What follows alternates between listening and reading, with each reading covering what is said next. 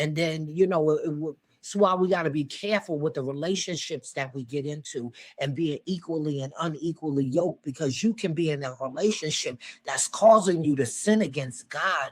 I can't be in a relationship that's causing me to offend God. You got to go, because I am not offending God. And this is why he said you cannot be unequally yoked, not with just unbelievers, but because you can be equally yoked with a believer, but they believe Christ, but their morals and their values are different than yours. How they grew up is different from what you grew up.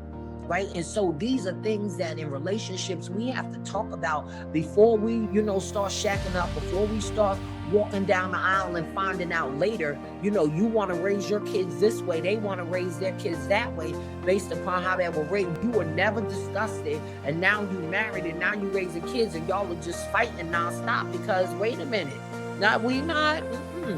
You're not talking to my kid like, well, this is how I grew up. That's not how I grew up.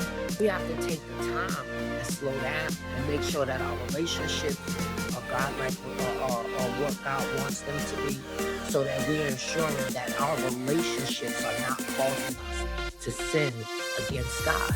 Because I know for myself for a fact that I cannot be with anybody where I can't serve God. And so, we have to make sure that our relationships are not causing us to sin, right?